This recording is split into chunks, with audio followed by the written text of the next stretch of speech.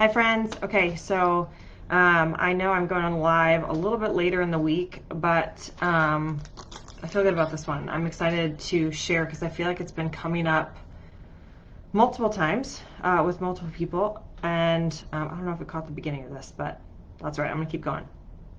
So as you can see, I'm gonna talk a little bit about comparison, and I have talked about comparison before, but I feel like comparison can be talked about in multiple different aspects because it's such a big deal and it's such a barrier and obstacle for people, and we all do it, right? Like especially in the world of social media, when we can see all the highlight reels and all the things from all the people, it is so hard not to get caught up in comparing yourself, whether it's comparing the way you look, comparing the way you feel, comparing the things that you have, comparing the progress that you've made, like all the things. It's very hard not to do that when we see it everywhere, right? So this is the piece I'm going to touch on today.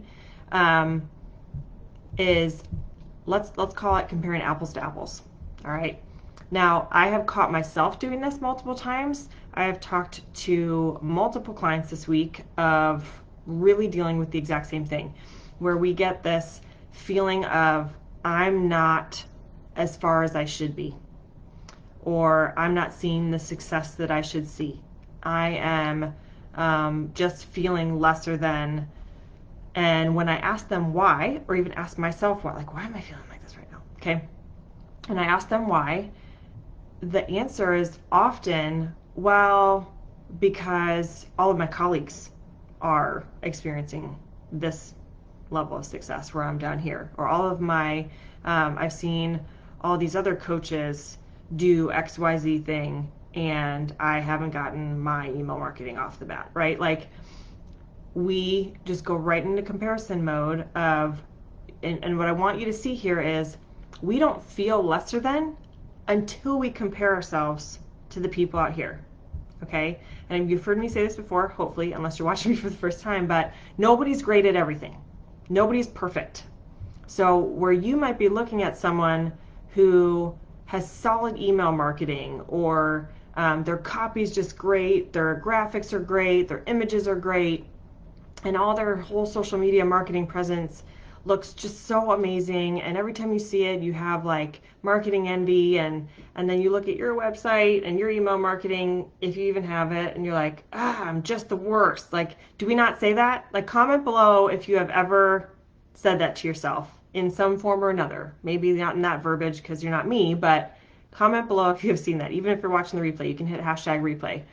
Okay, if you have felt that, what I invite people into when this comes up is tell me more then about that person. And let's take the scenario I just gave, right? Chances are that person was a graphic designer before they started their own marketing business, which is why all of their images look amazing. Or they have an email marketer on staff, or they do a trade with the email marketer for their graphics, right? Like there's all these things over here that you might not even know exist. Sometimes you do know, actually, which that's when I think it's the funniest that we compare ourselves to them. But there's a lot of things behind the scenes that we might not know that they have going on, where maybe they do have experience in their background. Maybe their significant other has that experience and they do all the things for them. Or maybe they outsource all of those things, and so they have experts working in every single area, and you're over here in your first month of business with like zero money to start, and you're comparing yourself to them. So back to the whole apples to apples thing, okay? Here are a couple key things that I want you to, when you enter into this feeling of comparison, okay, yes, Sherry, comparison is the thief of joy in all things, right? When you feel yourself entering into this, I want you to think of, let's take business specifically, okay? Because most of you are business owners in some way or another. One, how long has that person that you're comparing against been in business? Because that is the biggest thing that I see, is we compare ourselves to people who, let's say I'm in my first 3 months of business and I keep comparing myself to somebody who's been in business for 5 years. Well, guess who's going to be farther along in all of the things? The person that's been in business for 5 years. So if you are not comparing yourself to somebody who literally has the same experience as you, then it's not fair to compare.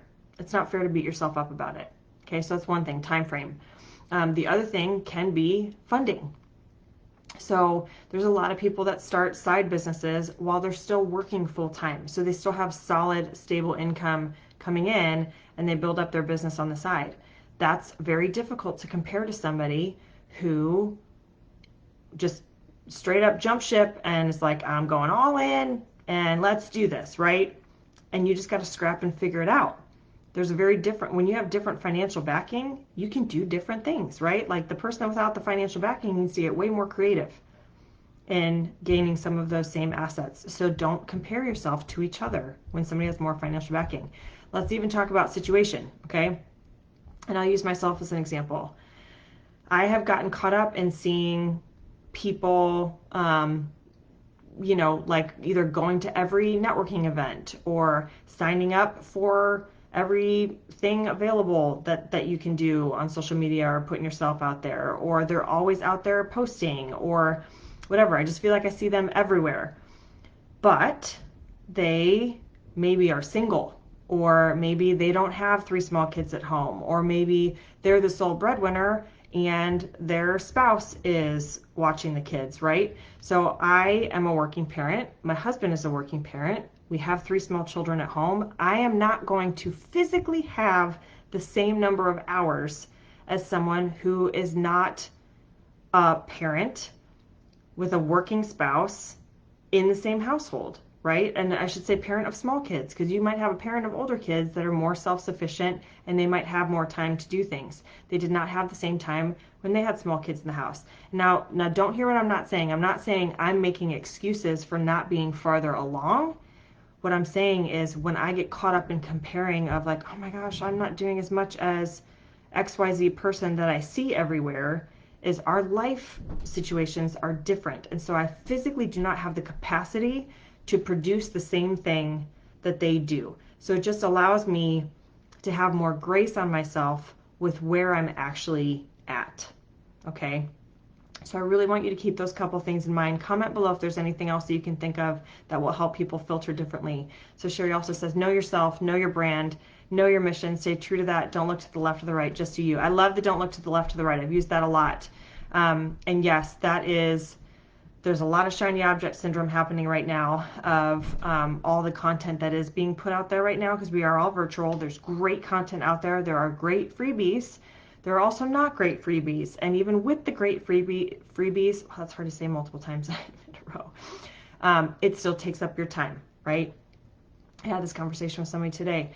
It's almost like with every new freebie that doesn't necessarily align with your mission, like Sherry said, it actually gives you an opportunity to feel lesser than again, because it's just one more area that you're not doing something in.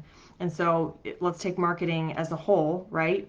You can't do the whole gamut of marketing all at once. If you're starting from scratch, you cannot own and be awesome at your email marketing, plus social media marketing, plus your website, plus your branding, plus your logo, plus your content. Like, you can't do it all at once. It is not physically possible, okay? Unless you have a lot of money and you can outsource it.